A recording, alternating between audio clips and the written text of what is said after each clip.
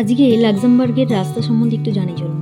এখানে না প্রত্যেকের জন্য একটা করে আলাদা রাস্তা বরাদ্দ করা থাকে। যেমন ধরুন যারা পায়ে হেঁটে যাবে তাদের জন্য আলাদা রাস্তা, যারা সাইকেল নিয়ে যাবে তাদের জন্য আলাদা রাস্তা, এবং কি পার্কিংয়ের জন্য রাস্তার মাঝখানে আলাদা করে স্পেস করা থাকে।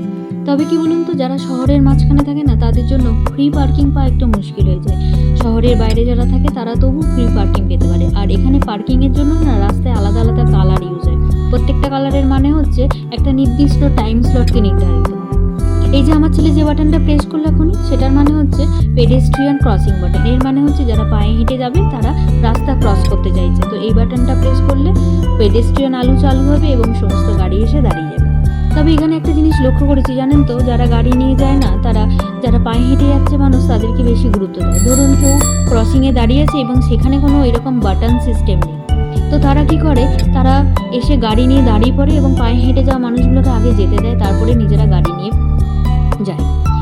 আর এই দেশের একটা সব থেকে ভালো জিনিস কি জানেন তো, এখানকার যে সমস্ত পাবলিক ট্রান্সপোর্ট আছে, মিনস ট্রাম, বাস আর ট্রেন, এইটা প্রত্যেকটা মানুষের জন্য, মানে যারা স্থানীয় বাসিন্দা বলুন আর যারা ট্যুরিস্ট বলুন, প্রত্যেকের জন্য উইদিন কান্ট্রি ফ্রি।